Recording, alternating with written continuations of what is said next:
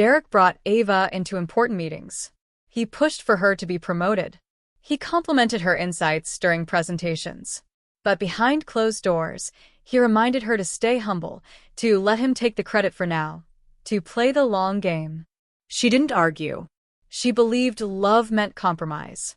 That, in a world like theirs, playing it safe was smart. But that compromise slowly became invisibility. He'd interrupt her in meetings. Forget to introduce her to executives. Joke about her being too emotional when she raised concerns. Ava noticed, but she forgave. Over and over again. Because forgiveness was her first instinct.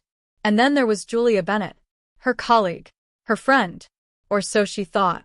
Julia was witty, ambitious, and always had a compliment ready. She and Ava would often grab lunch together, sharing stories, frustrations, and dreams. Julia would say things like, "You're too kind for this world, Ava." And Ava believed she meant it. But Julia was watching, calculating, waiting for her moment. A year before the betrayal, Ava was offered a major role in a new client project, one that could make or break her trajectory. It was Derek who pitched her name. Julia, expected to get the role, acted like she was thrilled for Ava. But Ava should have known. The smile didn't reach her eyes. Still, Ava excelled. The project was a huge success. The client sent glowing feedback. Ava was certain a formal promotion would follow. That's when things began to shift. Suddenly, small mistakes Ava never made were showing up in reports. Clients were complaining about things she never said. Internal emails she didn't remember sending were being quoted against her. And worst of all, Derek started distancing himself. Late replies, missed dinners, cold expressions. When Ava confronted him, he said she was imagining things. And Julia? She was everywhere now. At Derek's side during meetings, handling clients Ava once led, whispering in rooms Ava wasn't invited to anymore. What Ava didn't know was that the betrayal was already in motion. Julia had copied Ava's work onto a separate draft and pitched it under her own name. Derek, hungry to impress the board and save face after a previous failed project, backed Julia, presenting Ava's work as Julia's during a private board pitch. It worked. The board was impressed. Julia was offered a fast-track path to promotion. And Ava? She became disposable. Let's talk about Ava's personality. She was someone who always gave people the benefit of the doubt. She believed in grace, in patience, in second chances, even when people didn't deserve them. That came from her upbringing. Her father taught her to argue with logic, but lead with heart. Her mother taught her that even broken flowers could be turned into beautiful arrangements.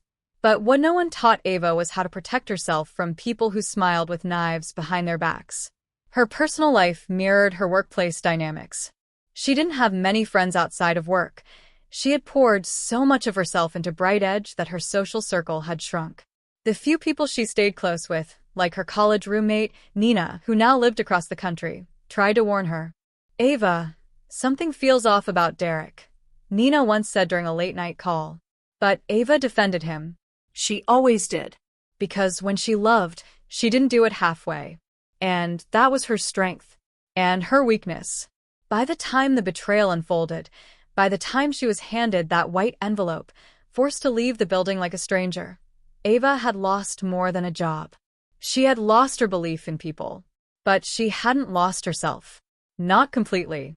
Deep down, underneath the shame and heartbreak, the real Ava, the little girl who believed kindness mattered, the woman who built without recognition, she was still there. Waiting, ready, and the world was about to see her. They say the darkest storms come just before the dawn. But no one tells you how long the night can feel. For Ava Mitchell, the real storm didn't start when she was escorted out of Bright Edge. It began the moment she stepped back into the world and realized she had to start over from nothing. No title, no income, no network, just a broken heart, a tarnished name, and a quiet rage that simmered beneath her calm surface. The first few weeks after her termination were spent in denial. Ava stayed indoors, barely speaking to anyone, barely eating.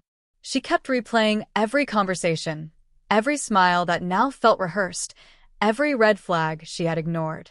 Her mind clung to two names, Derek and Julia. The two people she had trusted the most were now the architects of her downfall. But what hurt the most wasn't the betrayal. It was the silence. Not a single person from the office reached out. No one asked if she was okay. No one checked on her. They moved on like she never existed. And that was the moment Ava decided. She would become unforgettable. The opportunity came unexpectedly. One afternoon, Ava received an email from Sasha Langford, a former intern she had mentored 2 years earlier. Sasha had just launched a boutique HR consulting firm called Mosaic People and Culture, focused on inclusive, emotionally intelligent workplace systems. "I heard what happened," Sasha wrote. "I don't know the whole story, but I know the kind of leader you are. I could really use your help." Ava hesitated. She didn't feel strong enough. But something about Sasha's message stirred a small ember of hope in her. She replied, "Let's talk." That one conversation turned into an offer. Sasha invited Ava to join Mosaic as a co-director, not for charity, but because she believed Ava's insight, experience, and vision were exactly what the company needed. It wasn't a six-figure salary. There were no fancy perks or marble offices. Just a shared dream and a blank canvas. But for the first time in months, Ava felt something stir inside her. Purpose. She said yes. Working at Mosaic was unlike anything Ava had experienced. It was raw, messy, and full of potential. They worked from coffee shops, shared documents over midnight Zoom calls, and took every client meeting like it was their first and last chance. Ava poured everything into it, her pain, her passion, her quiet brilliance. She designed programs that prioritized people over profits. She spoke at small conferences about workplace trauma, leadership betrayal, and ethical decision-making.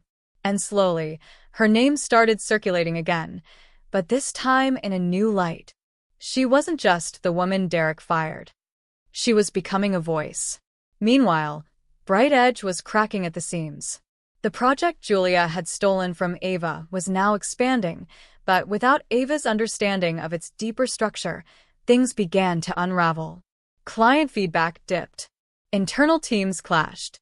Julia was overwhelmed, and Derek, he was growing desperate. Behind the scenes, Derek was also facing pressure. The board was questioning his decision-making. Rumors were swirling that he had been involved in misconduct related to Ava's dismissal.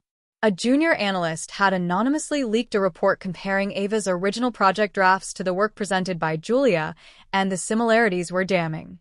But they weren't ready to take the fall. Not yet. Instead, they started spinning a narrative that Ava had left voluntarily, that she had emotional issues, that she wasn't a team player. Ava first heard the lie from a former colleague, Melanie, who messaged her in private. "I don't know if you've seen this," Melanie wrote, "but people are saying you had a breakdown, that Derek tried to help you but you quit." Ava's hands trembled as she read the message. They hadn't just stolen her work. They were now trying to erase her truth. That night, Ava made a decision. She wasn't going to fight back with anger or revenge. She was going to fight with results. She partnered with Sasha to pitch a bold new initiative, a national speaking tour called The Silent Room, a movement to discuss betrayal in the workplace, emotional manipulation, and the power of reclaiming one's story. It started small, a local university hall with only 40 attendees. But her speech that night went viral. She stood on stage in a simple black dress, hair tied back, voice steady. "They said I wasn't worthy, that I was replaceable, that I was too sensitive for corporate life. But what they didn't know was that I was just getting started. You don't get to define me with a whisper. I get to define myself with truth." Clips from her speech flooded LinkedIn and TikTok.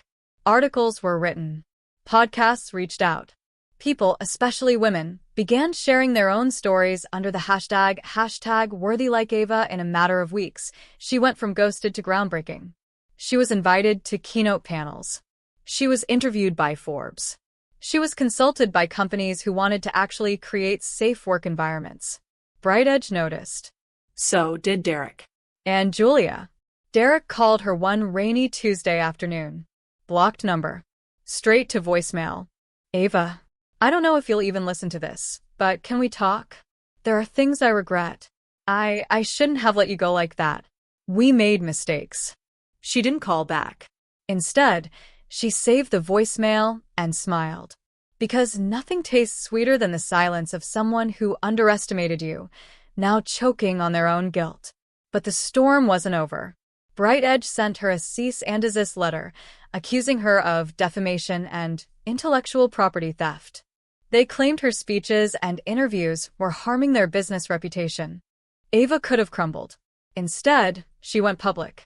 She published a calm, detailed open letter on her website, outlining her side of the story, backed by timestamps, drafts, and testimonials.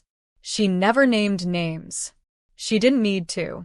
The facts spoke louder. Her supporters? They rallied behind her. Lawyers offered to represent her pro bono. Employees from Bright Edge began leaking internal communications to journalists. And still, Ava kept building. Mosaic expanded. They hired a small team. Ava created a mentorship program for young professionals navigating toxic environments. She spoke in front of thousands, not with bitterness, but with conviction. She was no longer chasing revenge.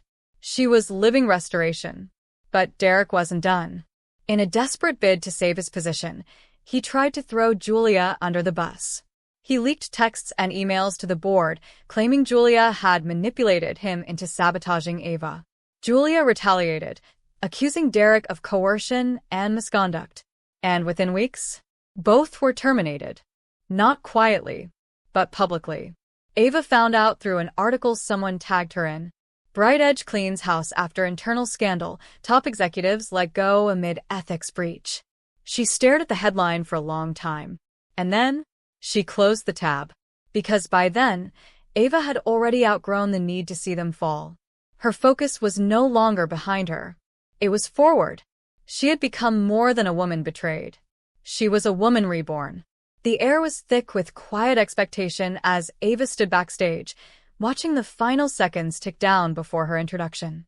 She wasn't at some tech panel or a cozy podcast interview anymore. This was TD Women, one of the most watched stages in the world. And she was the headliner. From a woman once discarded as too emotional to now being celebrated as a pioneer in workplace emotional intelligence, Ava Mitchell had arrived. And not just for applause, but to redefine the narrative. Her fingers tightened around the mic. She whispered to herself, "This is yours. You earned this." Then came the voice over the speaker. "Please welcome, Ava Mitchell." She walked into the spotlight, not in defiance, but in full peace. No anger. No need to prove. Just truth. They told me I wasn't strong enough. That I took things too personally. That I wasn't built for the high-stakes world of business. She paused, scanning the room filled with thousands of women, men, leaders, students, all watching, waiting. But what if the problem isn't that I felt too much? What if the problem is that they felt nothing at all? She went on to recount her journey, not as a victim, but as a mirror. She painted vivid scenes, the betrayal, the silence, the lies, but also the rebuild, the spark, the people who stood beside her. She named the moments that nearly broke her and the ones that saved her. Her words carried weight, but never blame. Her voice was soft, but undeniable. Backstage, Sasha cried.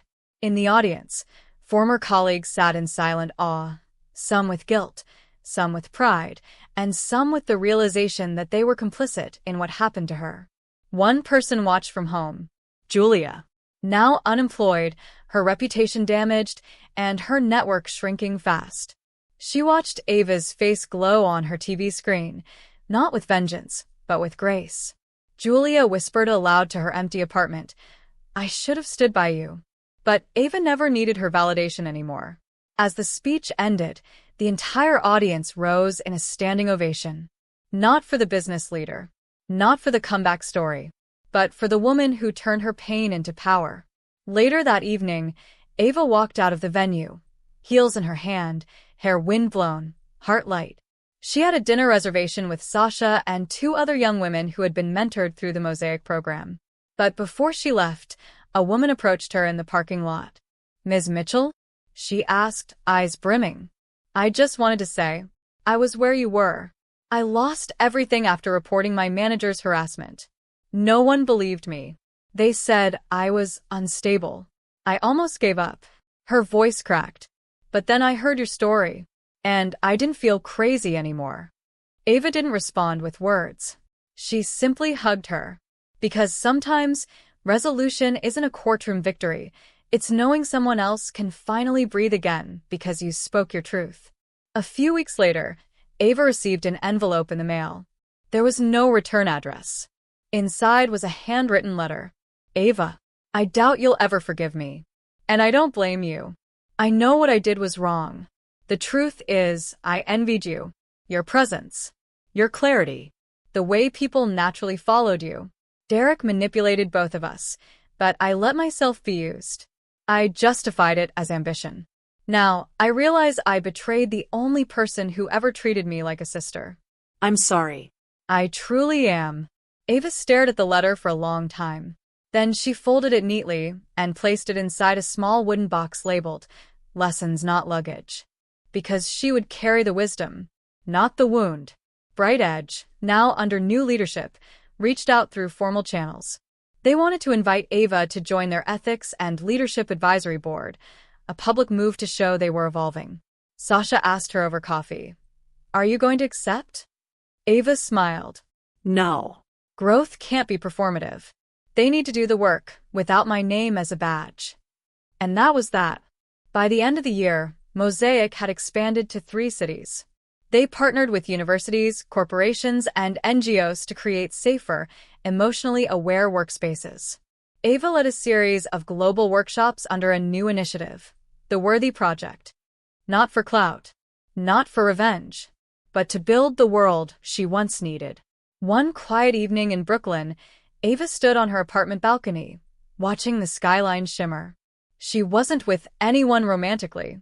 She wasn't chasing partnerships or status. She was simply content, whole.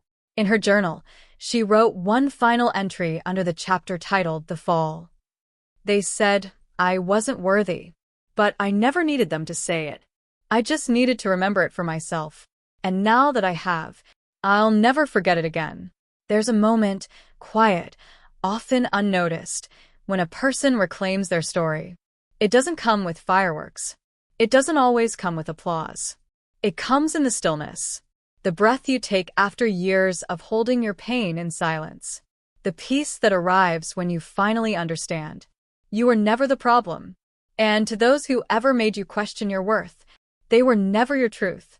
Ava Mitchell's story is not just a tale of betrayal and redemption. It's a mirror. Because somewhere, in some corner of the world, someone is sitting in the aftermath of their own betrayal. Maybe you're reading this with a broken heart. Maybe your reputation was stolen. Maybe your voice was silenced.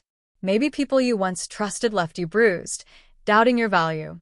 So hear this, you are not alone. Ava was told she wasn't worthy. She was discarded by people she trusted. But she didn't stay down. She didn't let the betrayal define her. She rose, not because it was easy, but because her soul whispered, You're not done yet. Ask yourself, who told you that you couldn't? Who benefited from you believing you weren't good enough? Who made you feel like your emotions were flaws, instead of signs of deep intelligence? Now, ask yourself, what if they were wrong? What if your tears were sacred? What if your story is about to start where they tried to end it? Ava didn't wait for an apology. She didn't wait for the world to give her permission. She chose to rebuild. And not just rebuild the life she lost, but build a life even bigger than what was taken from her. That's your invitation too. You don't have to shout. You don't have to fight the way they did. You just have to begin. Begin believing your voice still matters. Begin choosing healing over hatred. Begin rewriting the narrative they tried to hijack. Because the greatest act of revenge is becoming everything they said you couldn't be. Not to prove them wrong, but to prove yourself right. Let Ava's journey be a torch in your darkness. Let it remind you that betrayal may break your heart, but it doesn't have to break your destiny. The path forward isn't easy, but it's yours, and it leads to freedom. So now it's your turn. Your name may not be Ava. Your betrayer may not be Derek or Julia, but your pain, your truth, that's universal. It's valid. And it's waiting to become something powerful. You are not too emotional. You are not too much. You are not a mistake.